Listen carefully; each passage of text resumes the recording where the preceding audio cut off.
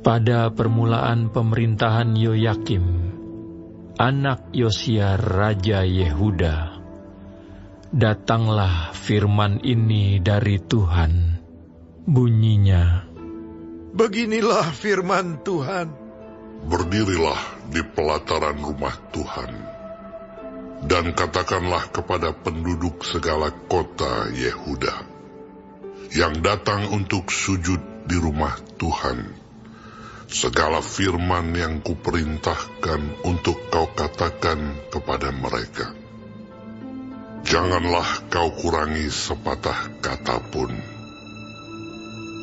Mungkin mereka mau mendengarkan, dan masing-masing mau berbalik dari tingkah langkahnya yang jahat.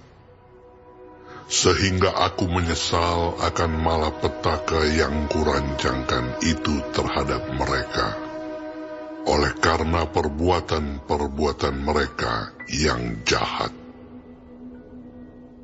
Jadi katakanlah kepada mereka, beginilah firman Tuhan.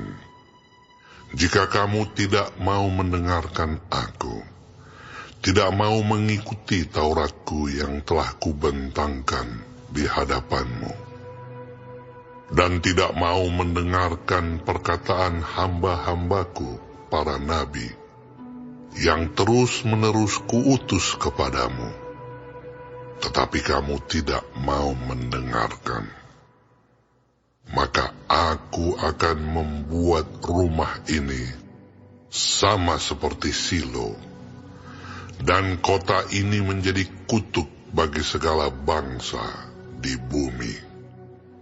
para imam, para nabi, dan seluruh rakyat mendengar Yeremia mengucapkan perkataan-perkataan itu dalam rumah Tuhan.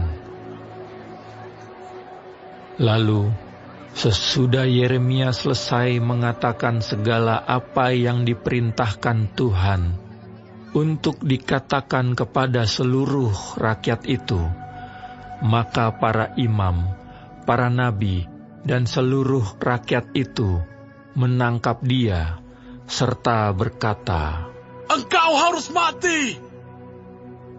Mengapa engkau bernubuat demi nama Tuhan dengan berkata, rumah ini akan sama seperti Silo, dan kota ini akan menjadi reruntuhan, sehingga tidak ada lagi penduduknya?" Dan seluruh rakyat berkumpul mengerumuni Yeremia di rumah Tuhan. Ketika para pemuka Yehuda mendengar tentang hal ini, pergilah mereka dari istana raja ke rumah Tuhan, lalu duduk di pintu gerbang baru di rumah Tuhan. Kemudian berkatalah para imam dan para nabi itu kepada para pemuka dan kepada seluruh rakyat itu. Katanya, "Orang ini patut mendapat hukuman mati, sebab ia telah bernubuat tentang kota ini, seperti yang kamu dengar dengan telingamu sendiri." Tetapi Yeremia berkata kepada segala pemuka dan kepada seluruh rakyat itu, katanya, Tuhanlah yang telah mengutus aku, supaya bernubuat tentang rumah dan kota ini, untuk menyampaikan segala perkataan yang telah kamu dengar itu. Oleh sebab itu, perbaikilah tingkah langkahmu dan perbuatanmu, dan dengarkanlah suara Tuhan Allahmu, sehingga Tuhan menyesal akan malapetaka yang diancamkannya atas kamu. Tetapi aku ini, sesungguhnya aku ada di tanganmu. Perbuatlah kepadaku apa yang baik dan benar di matamu. Hanya ketahuilah sungguh-sungguh bahwa jika kamu membunuh aku, maka kamu mendatangkan darah orang yang tak bersalah atas kamu dan atas kota ini dan penduduknya. sebab Tuhan benar-benar mengutus aku kepadamu untuk menyampaikan segala perkataan ini kepadamu. Lalu berkatalah para pemuka dan seluruh rakyat itu kepada imam-imam dan nabi-nabi itu, orang ini tidak patut mendapat hukuman mati, sebab ia telah berbicara kepada kita demi nama Tuhan Allah kita.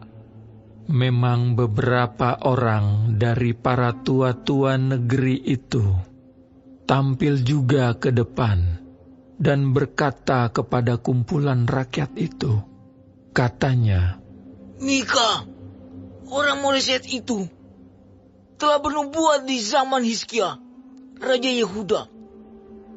Dia telah berkata kepada segenap bangsa Yehuda, beginilah firman Tuhan semesta alam. Sion akan dibajak seperti ladang, dan Yerusalem akan menjadi timbunan puing, dan gunung Bait Suci akan menjadi bukit yang berhutan. Apakah Hizkia, Raja Yehuda beserta segenap Yehuda membunuh dia? Tidakkah ia takut akan Tuhan, sehingga ia memohon belas kasihan Tuhan, agar Tuhan menyesal akan malapetaka yang diancamkannya atas mereka? Dan kita, maukah kita mendatangkan malapetaka yang begitu besar atas diri kita sendiri? Ada juga seorang lain yang bernubuat demi nama Tuhan, yaitu Uria bin Semaya dari Kiryat Yearim.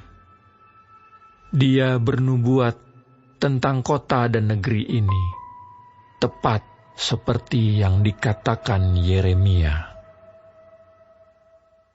Ketika Raja Yoyakim bersama-sama dengan segenap perwiranya dan semua pemuka mendengar perkataan orang itu, maka raja pun mencari ikhtiar untuk membunuhnya. Mendengar hal itu, maka takutlah Uria, lalu melarikan diri dan tiba di Mesir. Kemudian Raja Yoyakim menyuruh orang ke Mesir, yaitu Elnatan bin Akhbor beserta beberapa orang. Mereka mengambil Uria dari Mesir dan membawanya kepada Raja Yoyakim. Raja menyuruh membunuh dia dengan pedang dan melemparkan mayatnya ke kuburan rakyat biasa. Tetapi Yeremia dilindungi oleh Ahikam bin Safan, sehingga ia tidak diserahkan ke dalam tangan rakyat untuk dibunuh.